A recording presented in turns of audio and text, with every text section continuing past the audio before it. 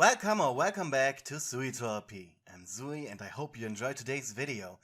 But before we get right into it, I'm obligated to remind you to click either the like or dislike button, commenting something down below, and of course sharing the video so more people can see and enjoy it. This is very important as it helps with the YouTube algorithm.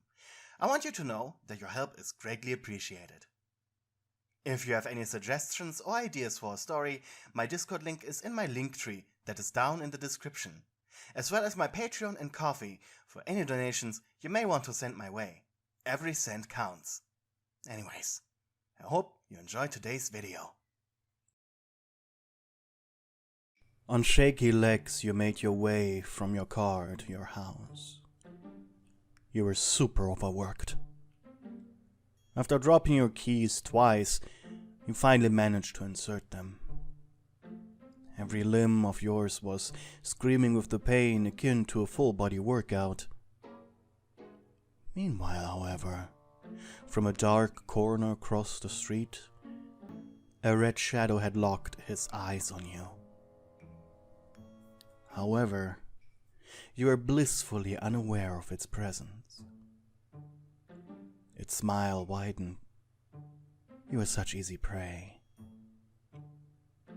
Tired, you slumped into your kitchen. It was Halloween, so might as well help yourself to some candy. You prepared 2 bowls. One filled with small gummy bear party packs, the other with salted caramel chocolate drops. You had been looking forward to these for weeks, as they were only sold in October.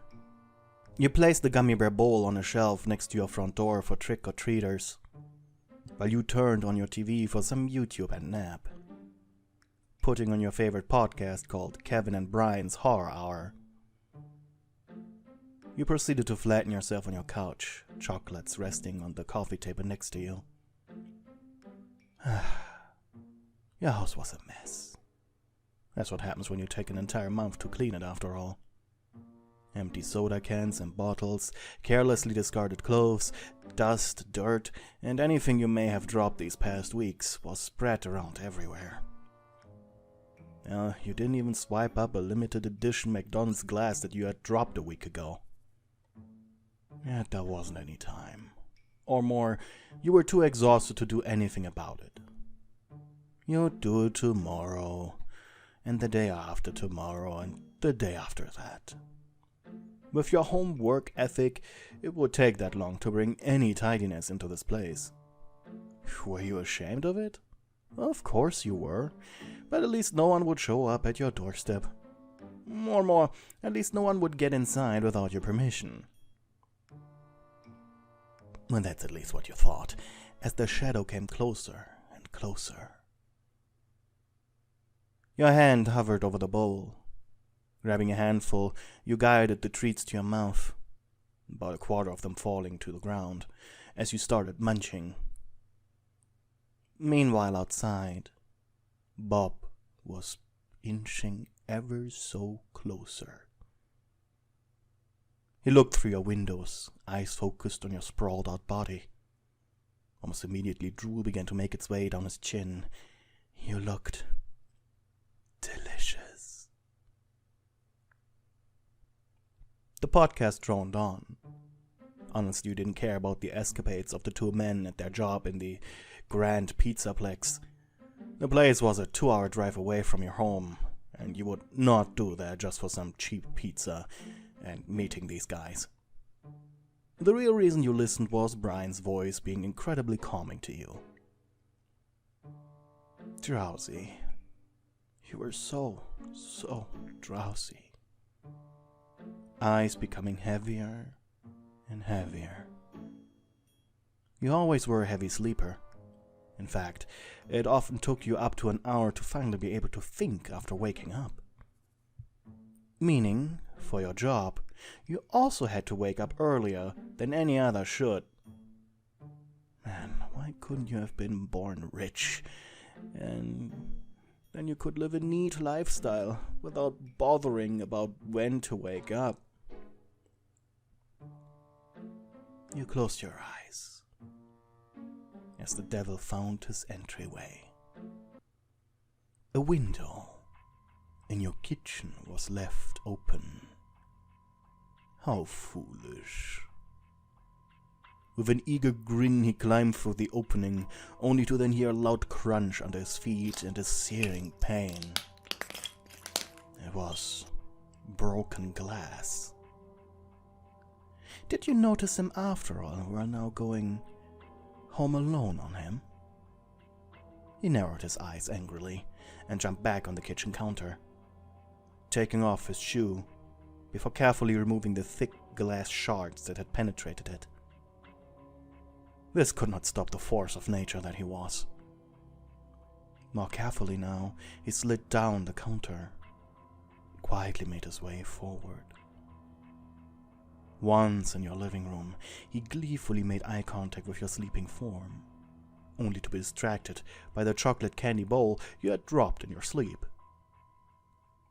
He licked his lips and took a step forward, only to hear a loud creaking and the floor giving away. The devil fell to the ground with a loud and heavy thud. He had stepped on a plastic soda bottle. Okay, what game were you playing? Bursting with rage, he jumped up and rushed towards the bowl, returning as many chocolate drops into it as he could before taking it in his arms. As he was devouring the candy like an animal, he looked around your room. It was filthy. How could a pretty little snack like you allow this place to look like this? And then he noticed the smell. He'd puke if the candy wasn't so overpoweringly delicious. Munching and crunching, he made his way around your house, looking for any other nasty surprises. He was thinking of waking you up, giving you a nice chase, and then eating you. However, it was when he reached your upstairs bedroom when his demeanor changed. And no, he hasn't run out of chocolate just yet. He approached your calendar. Bob had seen bullshit like this before at his old job at that terrible fast food burger place. With a heavy heart, he took the calendar off the wall. Sitting down on your bed, he carefully read the informations. You had started a non-stop work shift on September 30th, and today had been the last day of this. He almost lost his appetite seeing that. Almost. It made him feel something. Something warm and slimy that wiggled inside his chest. No, he grumbled, throwing the calendar away. He hit the wall with a loud slap. And pulling out his butcher knife, he stood up, forcing his gaze away from the leftover chocolates. He would make it quick. At this point, it would be a mercy kill. He rushed downstairs, entered your bedroom, and as he lifted his butcher knife, you awoke. Well, not really. You went, like a toddler. Dad, is that you? You were so drowsy. Bob blinked. He had never been called that before. What are you doing here? You hummed. Wait, are you here to help me clean? Just give me 5 more minutes, okay? I'll help you. Your eyes closed again, and Bob dropped his knife. With a concerned expression, he now shook you. But no matter how hard he did, you just kept on snoring. This really wasn't as fun as he hoped it would be. If anything, his bloodlust was gone now. Well, at least for now. He sighed a heavy sigh. The voices that usually told him to do terrible, fun things now unanimously agreed to help you. They unanimously agreed on something for the first time in what felt like a decade. And without any hesitation, he picked up the broom that leaned against your closet door. Bob was a diligent cleaner. After all, you can't work in the food industry without being it. First, he went to your kitchen, taking any trash bags he could find and bringing them outside to your bins. A few trick-or-treaters side-eyed him. It made his twitch. It made his fingers twitch with excitement, but he knew better. This was just a tiny bit more important. After the trash was brought outside, he began picking up your scattered clothes, blushing at the sight of your discarded panties and bras. He threw them into a basket inside your bathroom next to the washing machine. Next on his agenda was your bed. Sure, it seemed like the cleanest place in this entire building, but it smelled like sweat and tears. Bob stripped it and replaced it with unmatching pillows and blanket cases, mostly out of spite. Finally, it was time to get rid of all this clutter. The bottles, the nasty dropped food items, cans, everything. He collected the stuff into various garbage bags that he then too threw into your outside bins. And finally, he was satisfied. Sure, there was still some stuff he could do, like align your pictures that were hung around in your hallway, but that would be your job. With a white, gleeful grin, he returned to your side, sat you down on the sofa next to you, as he continued eating the chocolate drops. By now he had also noticed the gummy bears, and was alternating between the two. As Bob was licking his fingers, he suddenly noticed your outstretched hand. Give me some, you begged. He could hear the sleep in your voice. How cute. Graciously, he dropped a single chocolate into your hand. Thanks, Dad. Quietly you ate it. Did you know that a red blood cell is around 7 microns in size? Yeah, I'm a nurse, Dad. You know that. Bob blinked. You're a good girl. He gently patted the back of your head, before his face turned into a wide grin, as he tilted. But I'm not your dad. Mentally still not there, you sat up like a rubber band, before falling onto him, grasping onto his red turtleneck. Nice, and there's nothing bad about it when I do this. Bob deadpanned as you kissed his neck. He pushed you away, seeing into your glassy eyes devoid of any light, however, really turned him on. Your half-open mouth, everything was so incredibly attractive about you. Without much hesitation, he lowered his body, slyly moving away his red devil mask to press his thick lips on your plump mouth. As his chocolate-covered tongue breached your defenses.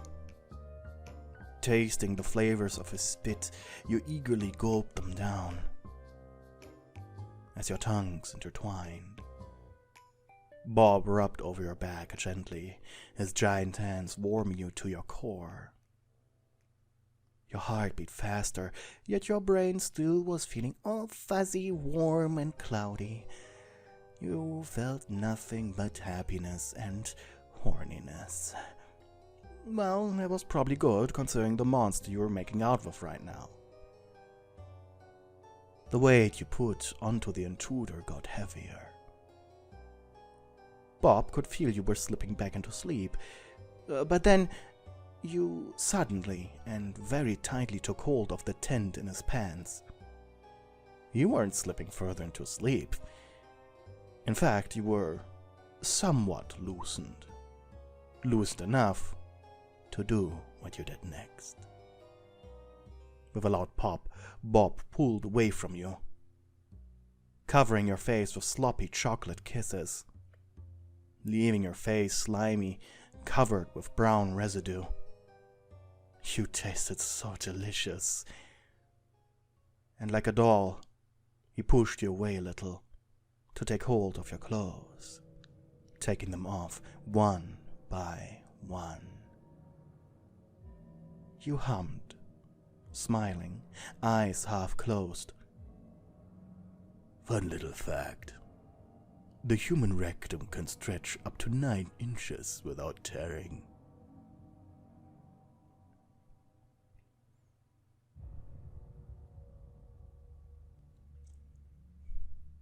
After he was satisfied, and you were happily humming in your sleep again,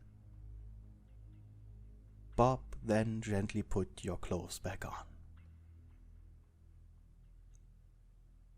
Then he picked up his knife, the voices slowly returning to their usual chaos, and he was getting hungry for flesh again.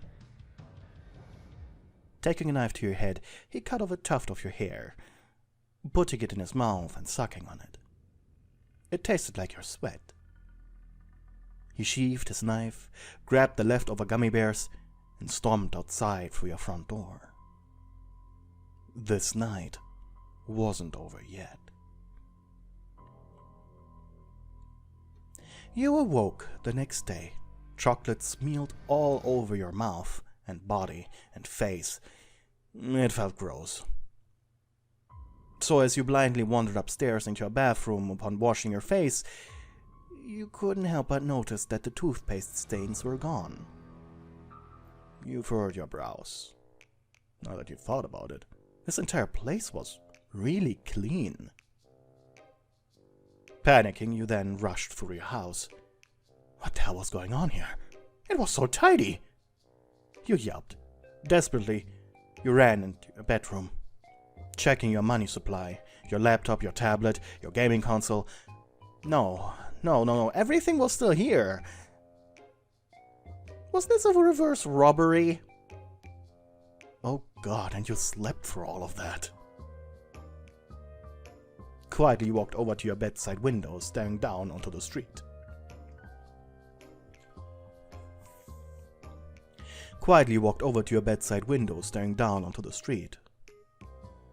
Was then you realized how sore your lower half felt. Thanks to your body's overall exhaustion, you almost didn't notice it. What happened last night? You said out loud.